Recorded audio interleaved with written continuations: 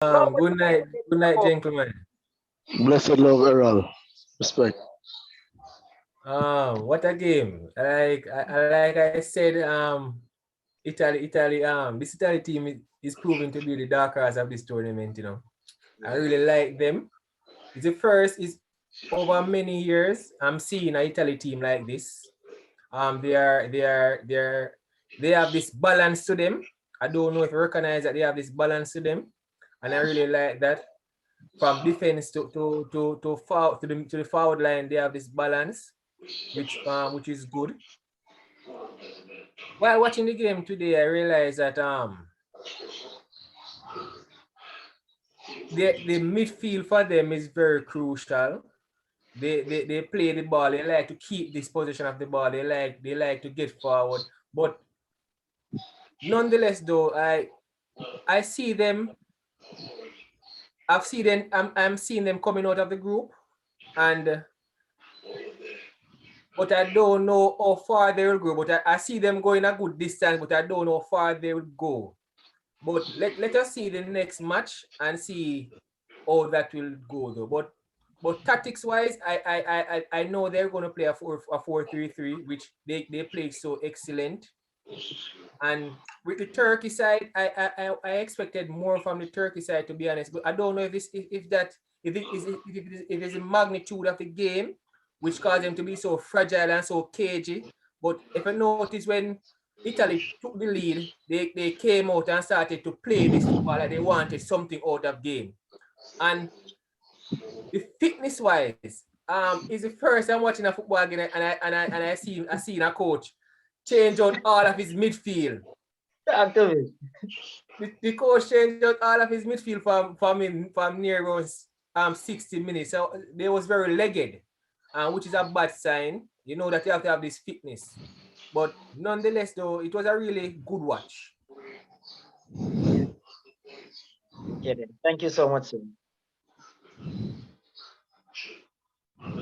So, for me, the game was it was a bit one-sided at one point in patches. You can see where Italy dominated most of the games because when you look at accurate passes for both teams, we look at Italy with over 500 passes and Turkey with a little bit over 200 passes.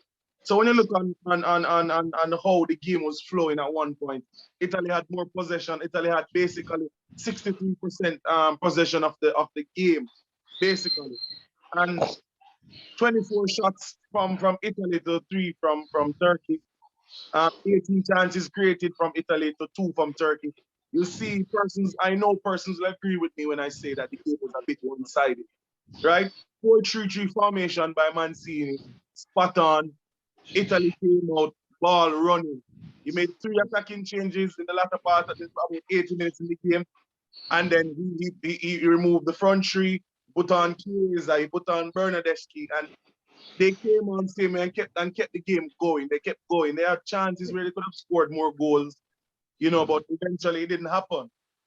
They scored 3 goals, and that's first in probably history or in a long while. Italy have done so. Yes, as Mr. Coke said, they're dark horses for the competition. They're the one to watch also for the competition. But knowing how football go, they might reach to the quarterfinal part of the tournament, and then an underdog team that made it that far hit them out. So we have to be mindful. It's the first game of the season. Italy played Turkey. It's not. Uh, it's not a game. I thought that Turkey would have packed a heavy punch, but they didn't, and that's just football, right? That's just football. Can't be too early to jump the guns and say Italy will go on to win the tournament. I know persons are out there to say Italy are going to win the tournament. It's a bit too early to call Italy for being the champions of the tournament because they played a Turkey who I think personally didn't show up today. So hopefully next game or the games will keep going for the tournament. You will see Italy getting a better opposition, and then we will know if Italy can actually go forward and win in this competition. Thank you. Well, the match between Senola and Mancini today, I was really expecting much more from Turkey, but based on history, we saw that we talked about it from last night that Turkey has never won the opening game, and we see history repeating itself. So the turkey was fried, well cooked, and some of the turkeys and the fridge same way. So you know the turkey got fried. You know, sports psychology. We learned that today we could see fatigue. It's like Italy from the look in Turkey eyes. They just panic the moment being in Rome. You know, people were making so much noise. It's like it just got to the players. But overall, kudos to Mancini and the Italy team. Let us think about chemistry. When we talk about chemistry, they have a well-balanced unit. This Italy team has a well-balanced unit from defense to the midfield today. Without even variety in the midfield, we saw total dominance. We're not going to light the candle and start a big fire. You know, we saw where Immobile, he was even the man of the match. His movement off the ball, holding up the game, holding up the ball, moving, linking up with Insignia. We saw Insignia cutting in off the left flank, coming in, making the touches. We saw that they were ready for this game. And when you have a well-oiled unit, we're not talking simple natural oil, we're not talking vegetable oil, but we are talking the real oil. This Italy team was well prepared and their fitness level was up. You know, but I want to see a game against a Wales team when you have like a Gareth Bale, you have a Daniel James with more speed, more understanding, because we saw where Chiellini and Bonucci, the Italy defense line was really playing well high. And also that left back they call Spinazzola, he played a fantastic game. From the defense line, he was even in the midfield making link-up plays. You know, so that was really amazing. Turkey team, you know, was expecting more. The coach panicked. I think he didn't prepare the players enough. The moment got the best of them. But as we said, we're not gonna light this big fire yet. Let's see when Italy come up with a better team, a team with more togetherness, right? So that's just it. Kudos to Mancini. Well done, Italy. Let's see what they have coming next.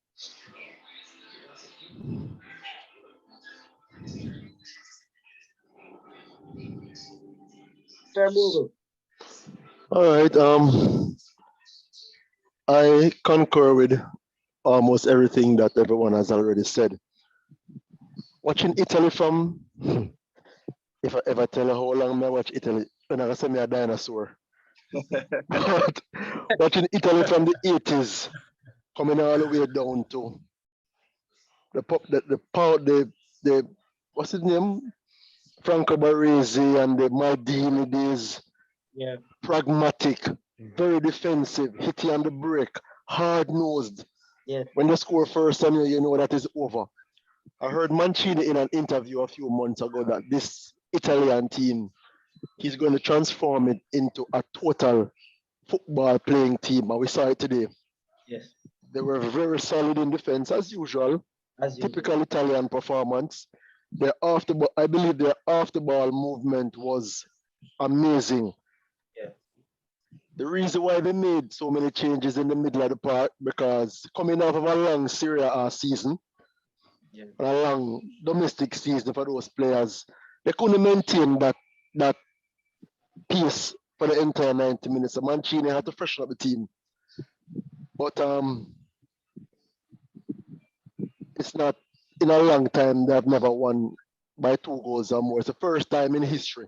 They've never scored more than 2 goals in 38 games. That's the amount of games that they would have played in European Cup competition. And that says a lot for them. But as I had mentioned before, you have to put everything into context. As much as we witnessed an awesome Italian performance today, albeit against a very pathetic looking Turkish team, I was very disappointed in how Turkey performed. But then Turkey to me only have individuals. I don't think that they really have a team. That guy from AC Milan, Kanaloglu, he was trying, but he was so overwhelmed in midfield. We didn't even see him for most of the game. The next game is against Wales, and it is going to be a challenge for Bonucci and Chiellini, two players who are mid-30s to late 30s, still playing like them a young boy. Yeah. But I can see the understanding. Those two have been playing together for years at Juventus. So they know how each other think. You can see the synergy and the chemistry. But I believe Mancini will plan for the speed of Danny James and Gareth Bale. Gareth Bale is not as quick as he once was, but he still has the experience and he still has some level of speed. And he's very good at scoring goals and getting by players. So that if that performance is anything near that I saw today from this Italian team, then I will probably say, I'll give them a chance. But for me, I don't think they can win the Euros.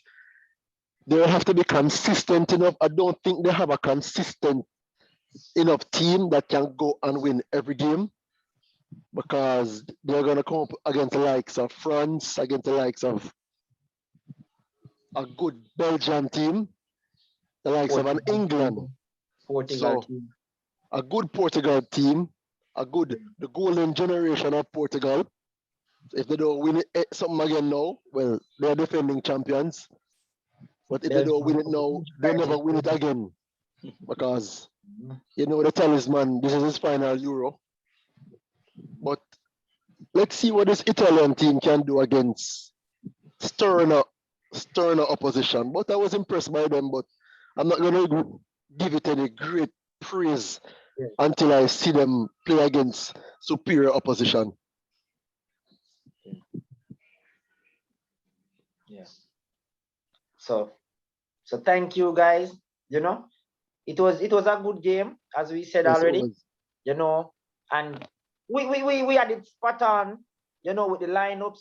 You know, the fans see that the lineups was okay. You know, the history behind the game, it was okay.